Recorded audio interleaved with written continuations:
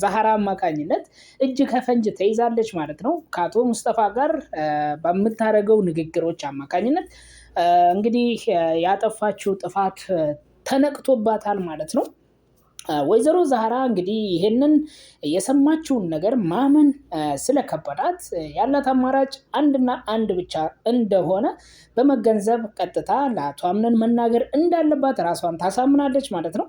በሌላ በኩል እንግዲህ የወይዘሮ ደፍኒ ልጅ ሲፈን በበኩሏ ሆስፒታል ባለመምጣቷ እቤት ቁጭ ብላ ወይዘሮ ሞርዚና ላይ ጥቃት ለማድረስ ወይዘሮ ሞርዚናን ለመጉዳት እቤት እንደተቀመጠች ነገር ግን ሊሳካላት እንዳልቻለ ማርክ በር ላይ ቆሞ 24 ሰዓት እየተቀመጠ ስለሆነ ምንም እየተመቻት እንዳልሆነ ቤት ውስጥ ዝም ብላ ያንጎራድዳታል ማለት ነው። በሌላ በኩል አስመሳዩዋና አጭበርባሪዋ ጄሪ ከሙስጠፋ ጋር አሸሼ ገዳሜ እያለች ከውሽማዋ ጋር ሽር ጉድ እያለች በሆስፒታል ውስጥ አቶ አምነንን እያታለለችውና እየሸወደችው ባለችበት ሁኔታ ነው የሚገኘው ማለት ነው። በጣም በሚያሳዝን ሁኔታ የጄሪ ማስመሰል የጄሪ ለቅሶ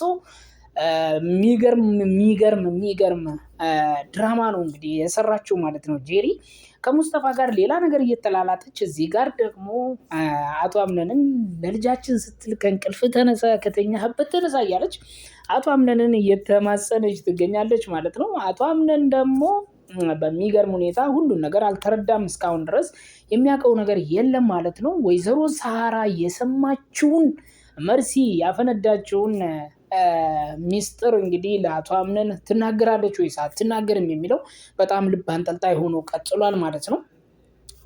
የአቶ አምነን ጸሐፊ የነበረችው እንግዲህ ዛሬ ደግሞ ተከስታለች።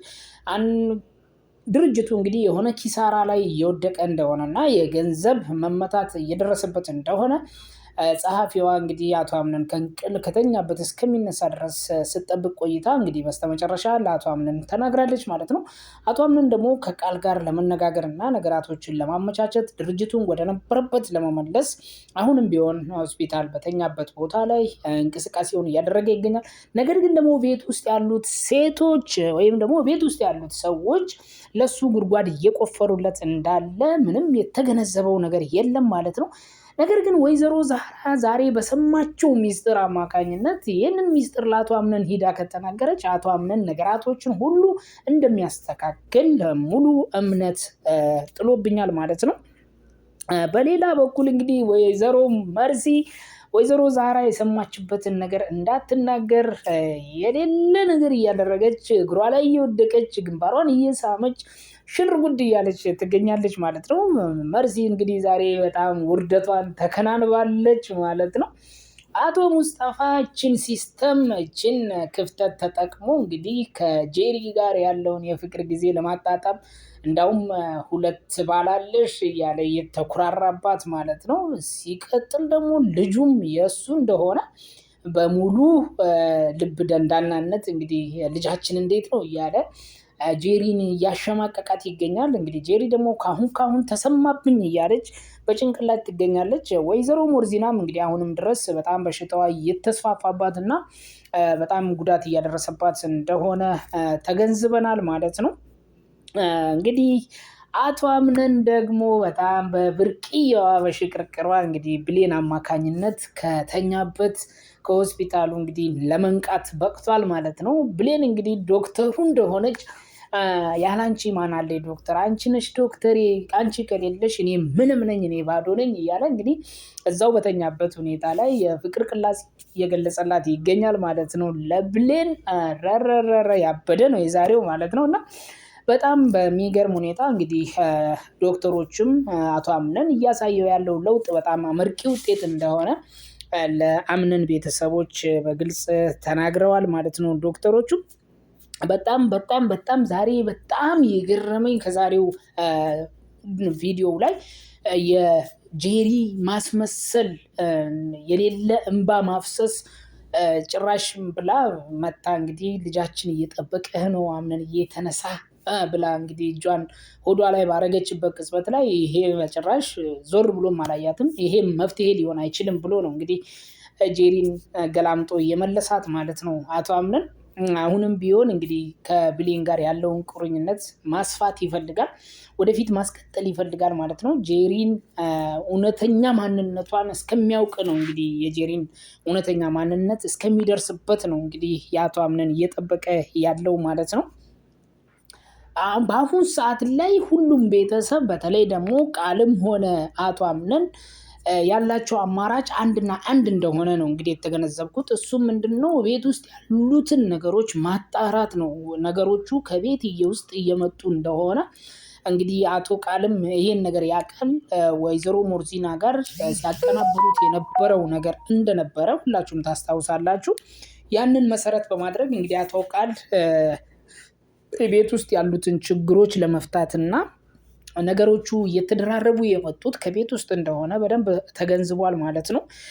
ወይዘሮ ዛህራም እንግዲህ ዛሬ መርሲና ሙስጠፋ ሲያወሩ የነበረውን አንድ ባንድ ወይዘሮ ሞርዚናን በሽተኛ እንዳረጓትና ወይዘሮ ሞርዚና ለዚህ ነገር የተዳረገችው በመርሲና በደፍኒ ልጅ በሲፈን አማካኝነት እንደሆነ እንግዲህ ወይዘሮ ዛህራ ደርሳበታለች ማለት ነው። ነገር ግን ይሄን ነገር ወይዘሮ ዛህራ አቶ አምነን ጋር እንዳትወስድ እንግዲህ መርሲና ሲፈን ተመካክረዋል ማለት ነው። እንዳውም ለምን አትደራደሪም ከወይዘሮ ዛህራ ጋር ለምን ድርድር ውስጥ አትገቢም ትላታለች ማለት ነው ሲፈን።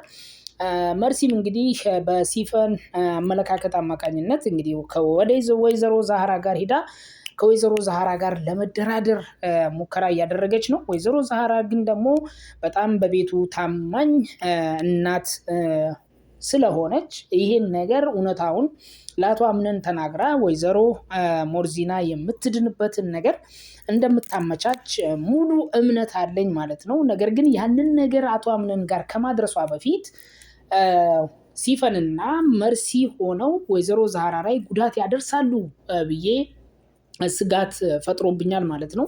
ይሄ ስጋት ደግሞ የሁላችሁም ነው ብዬ አምናለሁ።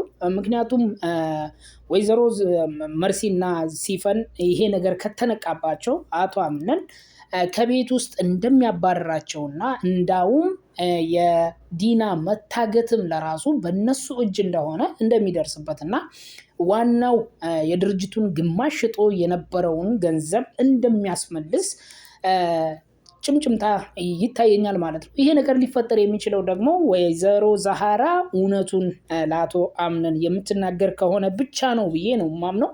ነገር ግን ወይዘሮ ዛህራ ይሄን ነገር ሳትናገር ጉዳት ከደረሰባትና ወይዘሮ ዛህራን ሲፈንና መርሲ የሚያጠፏት ከሆነ አሁንም ነገራቶቹ እንደተድበሰበሱ ይቀራሉ ማለት ነው። ሲፈንና መርሲ እንግዲህ ከነጭራሽኑ ለወይዘሮ ሞርዚና ትኬቷን ሊቆርጡላት እንደሆነና እንደ ወይዘሮ ሰማሃት እሷንም ሊያሰናብቷት እንደሆነ እየተደራደሩና እየተመካከሩ ይገኛሉ። አቶ ሙስጠፋ እንግዲህ ከሁሉም ላይ ርቆ የዱሮይቱን ውሽሚቱን እንግዲህ እያማለለ ከእሷ ጋር ያለውን ግንኙነት እያጠበቀ ያለበት ሁኔታ ነው ያለው። አቶ አምነንም እንግዲህ ከዚህ በኋላ ከጄሪ ጋር ምንም አይነት ግንኙነት እንደማይፈጥር በግልጽ ለብሌን ይነግራታል ማለት ነው። ውድና የተከበራችሁ የተራራው ሚዲያ አድማጭ ተከታታዮች ለዛሬው የነበረን ቆይታ ይህን ይመስላል። በቀጣይ በሌሎች ሀሳቦች እስከምንገናኝ ለዚህ ዩቲዩብ ቻናል አዲስ የሆናችሁ ሰብስክራይብ እያደረጋችሁ እስከ መጨረሻ አብራችሁን ስለቆያችሁ ከልብ አመሰግናለሁ። ይቀጥላል።